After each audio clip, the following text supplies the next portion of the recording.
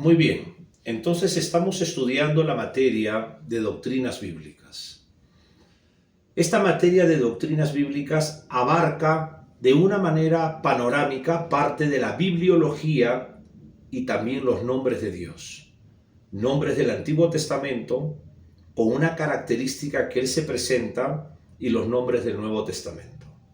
Te estaba enseñando que el primer versículo bíblico, que es en el principio creó Dios los cielos y la tierra, que en el hebreo sería Bereshit bara Elohim et hashamayim, nos muestra que Dios trae al principio la creación de la nada.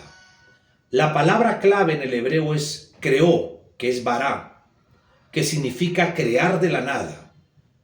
Cuando uno también puede llegar a investigar, existe una teoría que se llama la teoría ex nihilo, que es crear de la nada. Como ya te había enseñado, que nos da referencia a eso.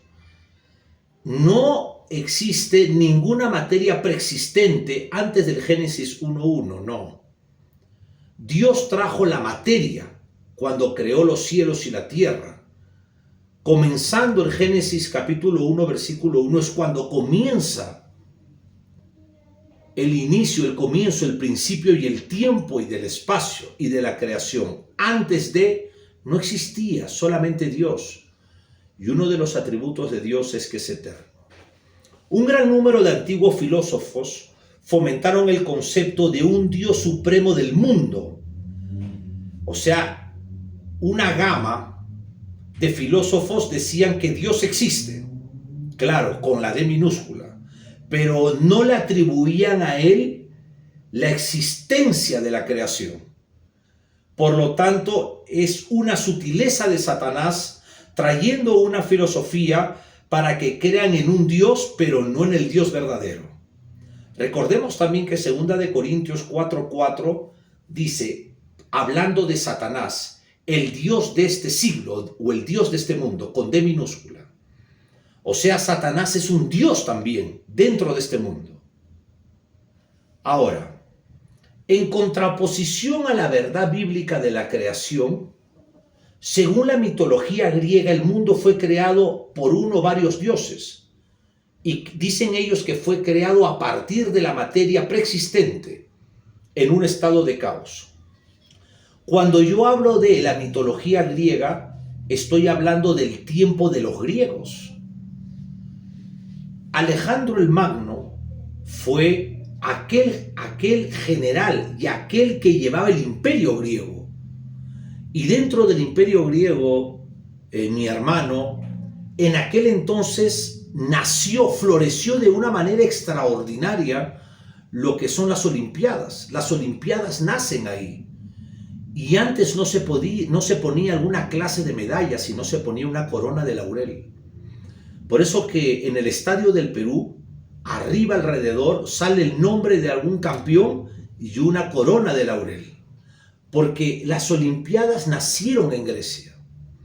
En Grecia también nació lo que es la filosofía, lo que es también la poesía. Es en Grecia donde nace estas historias de dioses mitológicos, como Zeus, como Hermes, etc. Y estos dioses mitológicos, o sea, dioses falsos, mitología es una historia narrada, no verdadera, pero que la creen. ¿Y por qué la creen? Porque están enceguezados espiritualmente. Ahora, ellos dicen de que el mundo fue creado no por un Dios, sino por muchos dioses.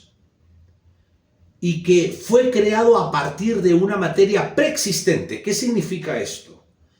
De que esta filosofía de la mitología griega, por supuesto, insisto, falsa, dicen de que antes del Génesis 1.1 ya existía materia. Y que los dioses tomaron esa materia para crear. Y este tipo de pensamiento lo enseñan en las universidades. Es por eso que nuestros hijos tienen que crecer en la escuela bíblica. Tienen que crecer con el conocimiento que los padres le dan. Porque el día de mañana se van a enfrentar a catedráticos ateos, agnósticos y escépticos. Y ellos tienen que estar preparados de tal manera de que ellos puedan realmente enfrentar una situación así. El siglo XX fue caracterizado por el siglo de los más grandes descubrimientos que se llevaron a cabo. Por ejemplo, el satélite, el submarino, el chip integrado, la penicilina, etc. Pero también como creció el conocimiento científico, qué interesante, también aparecieron más ateos en el panorama filosófico. Aproximadamente en el siglo XIV, XV y XVI volvió a resurgir en Europa lo que se le conoció como el Renacimiento. Lo que nosotros conocemos en la palabra castellana, el Renacimiento. Pero la palabra francés para esta palabra renacimiento es renacer. Y es un término, mi hermano, que comenzó a usarse para connotar la revolución que tuvo lugar por 300 años en Europa y que cuyos efectos a sentirse con más fuerza fue en el siglo XX. En el siglo justamente donde se descubrieron los mayores avances tecnológicos. Ahora, ¿qué cosa renació en ese tiempo, en el siglo XX en Europa? Renació la música clásica, renació la filosofía griega, renació la cultura, la ciencia, pero hay dos cosas principales que renació: el empirismo y el humanismo. El empirismo, la palabra empírico significa yo no voy a creer en nada de lo que yo no pueda ver, de lo que yo no puedo oír o de lo que yo no pueda tocar. En otras palabras, imagínate esa filosofía, ese pensamiento. Este pensamiento rechaza totalmente a Dios, porque a Dios no lo vemos, porque Dios es espíritu. Satanás había sacado el empirismo para volver ateos a la humanidad. Y algo interesante es que la filosofía griega conquistó el mundo. Alejandro el Magno murió, pero él quiso helenizar el mundo. Helenizar significa sacar su cultura a otras naciones, y lo logró. Es por eso de que nosotros, en todo el tiempo que hemos estado en el colegio y la universidad, nos hablan de la filosofía griega. Ahora, ¿qué más renació aparte del empirismo? Renació el humanismo. Los filósofos como Epicurio y Aristóteles, son griegos, empezaron a enseñar de que el ser humano es autónomo, o sea que el ser humano es independiente. Eso significa que el ser humano no necesita de Dios. Empezaron a enseñar que el ser humano es Dios, es autosuficiente. Y que el conocimiento era lo único que el hombre necesita para vivir. Claro, ¿qué conocimiento? No se refieren a la Biblia, sino se refieren al conocimiento filosófico. Estos pensamientos, mi hermano, como el empirismo y el humanismo, entraron fuertemente a la universidad. Es por eso que muchas personas que conocieron a Dios, así sean católicos, escucharon la palabra Dios, cuando entraron a la universidad se alejaron totalmente y se volvieron ateos. Ahí es recordar lo que Dios, el Eterno, le dijo a su pueblo en la Shema. Enséñale estas palabras que hoy mando a tus hijos y a los hijos de tus hijos. Dios nos demanda que nosotros le enseñemos a nuestros hijos la palabra, porque Dios sabe que más adelante nuestros hijos se van a perder en un mundo que rechazan a Dios. Ahora, dentro de esta cultura que se llamó el Renacimiento, hubo una frase: el hombre es la medida del todo. En otras palabras, el hombre puede alcanzarlo todo y no necesita de Dios. Y no necesita del mundo espiritual, no necesita de la Biblia. Para ellos el hombre puede resolver todos sus problemas matrimoniales, familiares, laborales, espirituales sin Dios.